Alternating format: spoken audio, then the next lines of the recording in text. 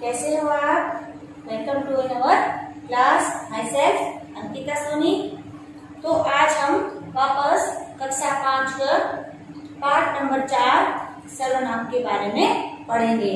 तो आप जानते हो सर्वनाम किसे कहते हैं। इसकी परिभाषा हम second class, third class, fourth class में अब हम इसको पढ़ रखे हैं।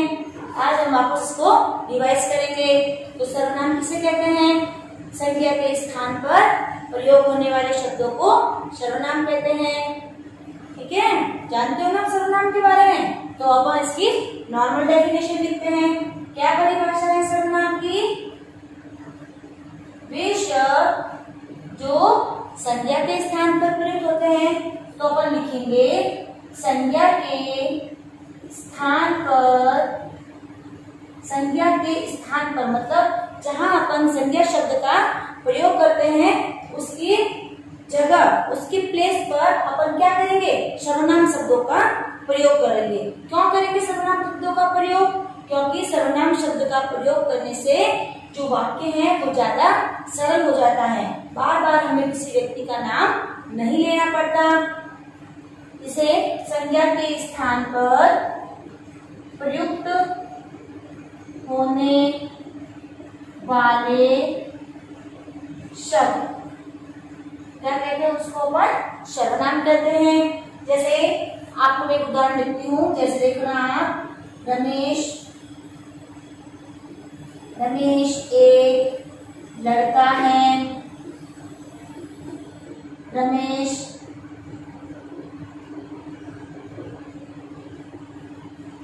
फोर्थ कक्षा में पढ़ता है। रमेश पढ़ाई में होशियार है। रमेश पढ़ाई में होशियार है। रमेश विद्यालय में फर्स्ट आता है। विद्यालय में प्रथम आता है। तो इस तरह देखो हमने यहाँ पर 4 वाक्य लिखे हैं और चारों वाक्यों में हमने किसका प्रयोग किया है? इस संज्ञा शब्द का। बताइए ना आपको संज्ञा किसे कहते हैं? ये किसी व्यक्ति का नाम हो गया। तो बार बार हमने ये वर्ड यूज किया। रमेश एक लड़का है। रमेश चौथी कक्षा में पढ़ता है। रमेश पढ़ाई में होशियार है। रमेश विद्यालय में प्रथम आता है। तो सर्वनाम इन बार बार आने वाले संज्ञा शब्दों को हटाकर हम उसकी जगह दूसरा शब्द लिखेंगे जिससे उसका नाम बार बार नहीं आएगा और वाक्य भी हमें ज्यादा सरल बन जाएगा। अगर हम इनके स्थान पर सर्वनाम का प्रयोग करें तो क्या आएगा? वह रमेश एक लड़का है। वह चौथी कक्षा में पढ़ता है। वह पढ़ाई में होशियार है और वह विद्यालय में प्रथम आता है। तो सर्वनाम का प्रयोग हम इसलिए करते हैं ताकि वाक्य और अधिक सरल और सटीक, जिसमें ज्यादा समय भी न लगे और सबको समझ में भी आ जाए। तो सर्वनाम शब्दों का प्रयोग हम इसीलिए ही करते हैं।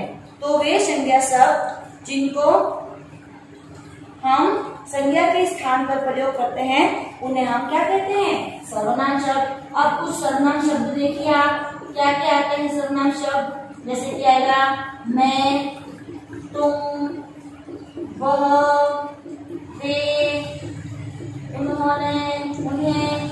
ठीक है, ये सब सर्वनाम के शब्द हैं। उसका, मेरा, ये सारे सर्वनाम के शब्द हैं जिनका अपन संज्ञा के स्थान पर प्रयोग करते हैं, जिससे वाक्य हो जाता है और भी अच्छा। तो इन वाक्य में बार बार जो है रमेश पढ़ रहा है शब्द आया है जो कि हमें पढ़ने में भी अच्छा नहीं लगता है। तो हम संज्ञा के स्थान पर सर्वनाम का प्रयोग इसलिए करते हैं ताकि वाक्य सुंदर, अच्छा और बोलने में भी हमें आसानी रहे। इसलिए हम सर्वनाम शब्दों का प्रयोग करते हैं। तो सर्वनाम की नॉर्मल डेफिनेशन क्या हुई? संज्ञा के स्थान पर प्रयोग किए जाने वाले शब्द वो क्या कहलाते हैं? सर्वनाम शब्द। अब आपको पता है सर्वनाम कितने होते हैं। अब हम सर्वनाम के प्रकार के बारे में पढ़ेंगे। सर्वनाम के कितने प्रकार है? वैसे तो कोई बुक्स में 6 आते हैं, किसी में 7 लिखा हुआ होता है। तो आपकी बुक के अंदर सर्वनाम के 7 प्रकार है। कितने हैं?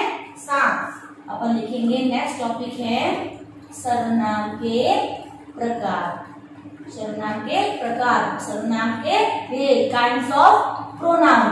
कितने प्रकार है सर्वनाम के? सर्वनाम के 7 प्रकार हैं। अपन 7 प्रकार के होते हैं। सर्वनाम कितने प्रकार के होते हैं? 7 प्रकार के। फर्स्ट है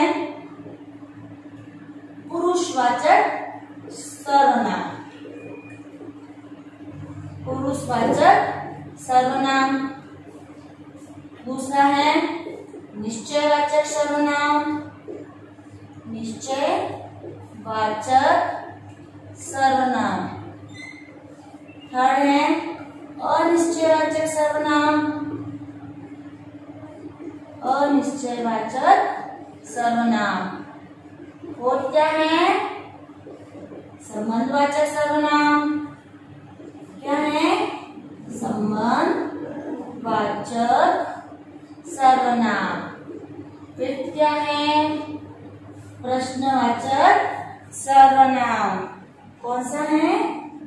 प्रश्नवाचक सर्वनाम। 6 नंबर है निजवाचक सर्वनाम। और लास्ट है संकेतवाचक सर्वनाम। ये आपके टोटल 7 प्रकार के सर्वनाम हो गए। इसको अपन आज इस लेसन के अंतर्गत पढ़ेंगे और उन्हें समझने की कोशिश भी करेंगे। तो सर्वनाम के प्रकार हो गए। सर्वनाम के 7 प्रकार।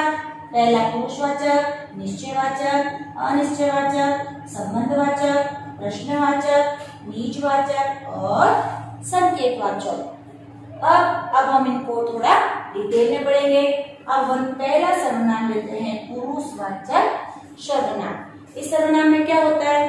पुरुषवाचक सर्वनाम में हमें सर्वनाम का पता चलता है कि जिन सर्वनाम शब्दों से किसी व्यक्ति का बोध होता है उसे हम पुरुषवाचक सर्वनाम कहते हैं। क्या कहते हैं? पुरुषवाचक सर्वनाम। जिन सर्वनाम शब्दों से हमें किसी व्यक्ति विशेष का बोध होता है। इसमें अपन उदाहरण के लिए क्या लिखेंगे? जैसे मैं, तुम, वह, उसका, वे, ये शब्द इसके अंदर आते हैं। अब इसके भी कितने? 3 प्रकार है। पुरुषवाचक सर्वनाम में कितने प्रकार हैं? 3 प्रकार है। और सर्वनाम के प्रकार नहीं है। पुरुषवाचक सर्वनाम के बस 3 प्रकार हैं। पहला है उत्तम पुरुष, फिर दूसरा मध्यम पुरुष और तीसरा अन्य पुरुष। इसी के अंदर अपन समझते हैं इसके कितने प्रकार हैं? 3 प्रकार। ये भी 3 प्रकार के होते हैं।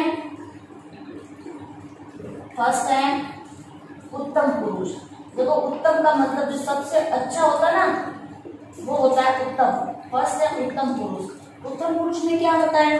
उत्तम पुरुष में जब जिन सर्वनाम शब्दों का प्रयोग हम कहने वाले स्पीकर जो अपने लिए करता है वो उत्तम पुरुष में आता है। जैसे मैं, तुम, ये आएंगे उत्तम पुरुष में। इसमें आता है स्पीकर जो मतलब खुद कहने वाला वक्ता होता है इसके अंदर। दूसरा आता है मध्यम पुरुष। मध्यम पुरुष इसमें सुनने वाला आता है, जो सुनता है। इसमें तो कहने वाला और इसमें सुनने वाला। कौन आता है? सुनने वाला, जो हमारी बात को सुनता है। हियरर बोलते हैं उसको मध्यम पुरुष। मध्यम पुरुष के अंतर्गत जो बात को सुनता है, बोलने वाला व्यक्ति सुनने वाले व्यक्ति के लिए जिस सर्वनाम शब्दों का प्रयोग करता है उसे मध्यम पुरुष सर्वनाम कहते हैं। और इसके उदाहरण अपन लिखेंगे तुम, तुम, तुम्हारा। ठीक है, क्या लिखेंगे अपन? तो तुम, तुम्हारा।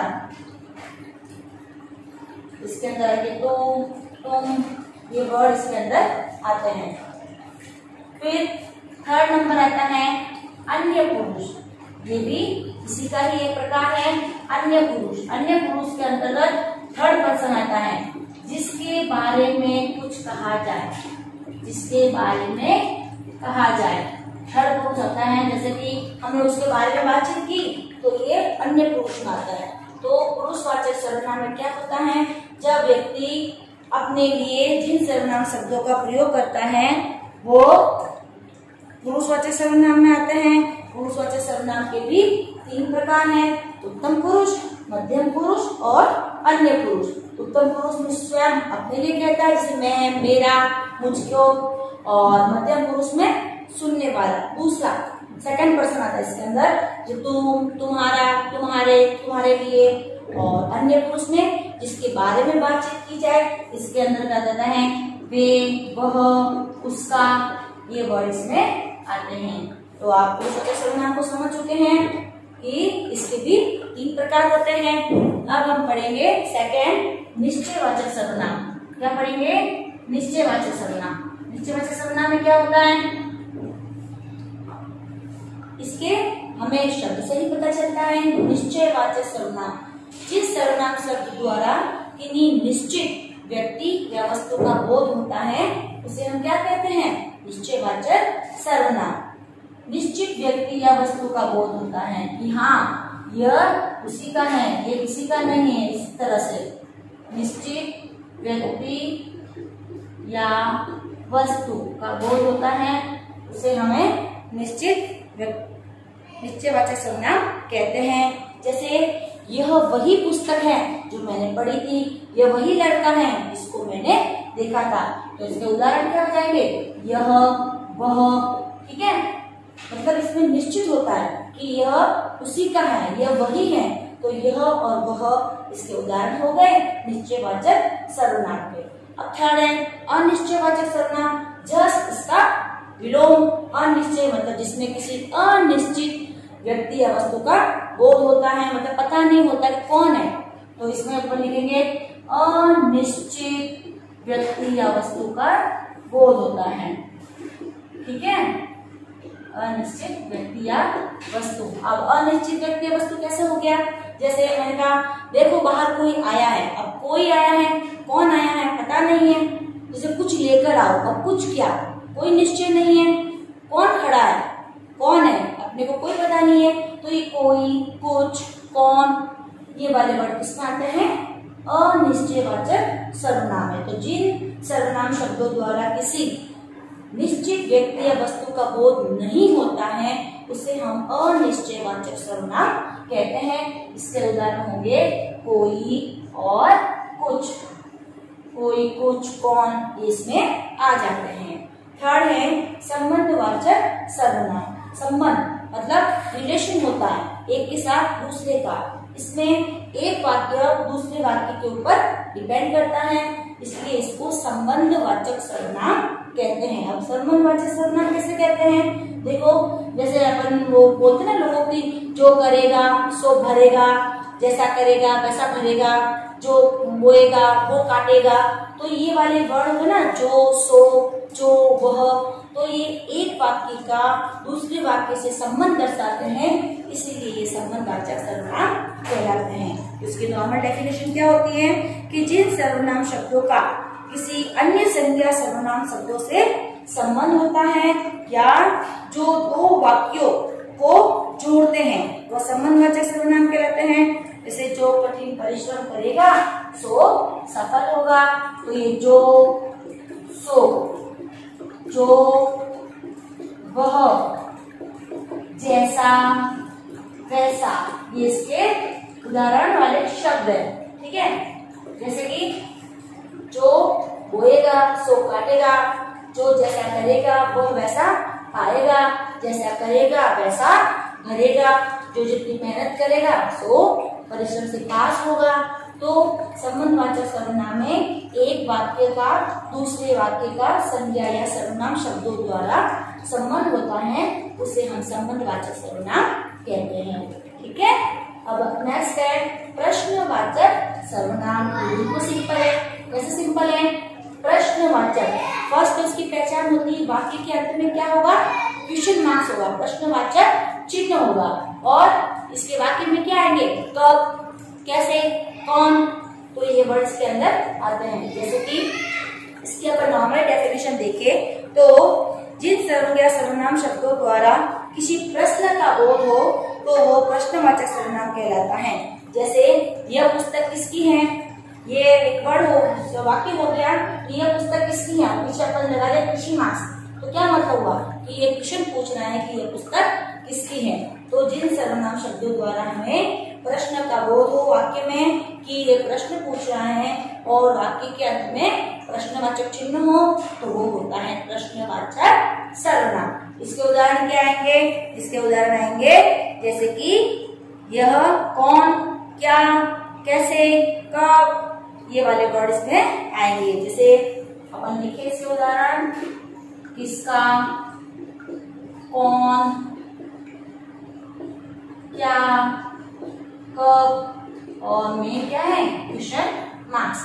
तो प्रश्नवाचक चिन्ह में किसका, कौन, क्या, कब ये वाले शब्द आते हैं और वाक्य के अंत में प्रश्नवाचक चिन्ह हो तो वो प्रश्नवाचक सर्वनाम कहलाता है। अब है निजवाचक सर्वनाम। निज यानी खुद के लिए, स्वयं के लिए। जब वक्ता अपने लिए ही जिन सर्वनाम शब्दों का प्रयोग करता है उसे हम निजवाचक सर्वनाम कहते हैं। इसकी नॉर्मल डेफिनेशन देखिए, जिन सर्वनाम शब्दों का प्रयोग वाक्य में कर्ता द्वारा अपने लिए, स्वयं के लिए किया जाता है। और कर्ता कौन? काम को करने वाला क्या कहलाता है? कर्ता। तो कर्ता जिन सर्वनाम शब्दों का प्रयोग स्वयं के लिए करता है उसे अपन निजवाचक सर्वनाम कहते हैं। जैसे अपना काम स्वयं करो, मैं अपने आप चला जाऊंगा, ठीक है, मैं अपना काम स्वयं करूंगा, मैं अपने आप चला जाऊंगा। और क्या देखते हैं अपन, जैसे यह अपना ही मकान है, मैं स्वयं दुकान पर बैठता हूँ, तो ये स्वयं, आप, अपने आप, ऐसे अगर शब्द जिस वाक्य में आए वो वाक्य निजवाचक सर्वनाम का कहलाता है। तो निजवाचक सर्वनाम में क्या होता है? वक्ता द्वारा अपने लिए जो सर्वनाम शब्द प्रयोग किए जाते हैं उसे हम निजवाचक सर्वनाम शब्द कहते हैं। लास्ट है संकेतवाचक सर्वनाम। संकेत, संकेत का मतलब होता है इशारा। क्या होता है? इशारा। जब हम किसी चीज के बारे में बताते ना, यह पुस्तक मेरी है, यह बैग मेरा है, वह लंच बॉक्स मेरा है, तो इसमें संकेत करके अपन किसी भी सर्वनाम शब्द का प्रयोग कर सकते हैं। तो इसके नॉर्मल डेफिनेशन देखिए, जिन सर्वनाम शब्दों से किसी व्यक्ति या वस्तु की ओर संकेत किया जाए, इशारा किया जाए, तो संकेतवाचक सर्वनाम कहलाता है। अब जैसे इसमें बता दिया मैंने, वे आम मीठे हैं, मतलब वे आम मीठे हैं, पर संकेत करके बता रहे हैं वह लड़की अच्छी है, यह मेरी पुस्तक है। तो इस तरह यह, वह, वे आदि शब्दों द्वारा जिन सर्वनाम शब्दों का प्रयोग होता है उसे हम संकेतवाचक सर्वनाम कहते हैं। इसका उदाहरण और देखिए कि वे आम मीठे हैं, इसमें यह और वह क्या है? ये संकेतवाचक सर्वनाम के उदाहरण है, यह, वे, ठीक है। तो आज अपन ने कौन सा लेसन पढ़ा? सर्वनाम। सर्वनाम क्या होते हैं? संज्ञा के स्थान पर प्रयोग होने वाले शब्दों को क्या कहते हैं? अपन सर्वनाम कहते हैं। फिर अपन ने सर्वनाम के प्रकार जाने। कितने प्रकार के होते हैं सर्वनाम? 7 प्रकार के। इसके नाम आपको याद जरूर करने हैं क्योंकि इसका क्वेश्चन तो बनता ही है। फर्स्ट है पुरुषवाचक सर्वनाम, सेकंड क्या है? निश्चयवाचक सर्वनाम, अनिश्चयवाचक सर्वनाम, संबंधवाचक सर्वनाम, प्रश्नवाचक सर्वनाम, निजवाचक सर्वनाम और संकेतवाचक सर्वनाम। तो मैंने आपको पूरा इसको डिटेल में बताया है, तो आपको लगता है मुझे कि अच्छे से समझ में आ गया होगा। इससे संबंधित मैं आपको क्लास वर्क जो है वो सेंड कर दूंगी। Thank you. Please like and subscribe this video.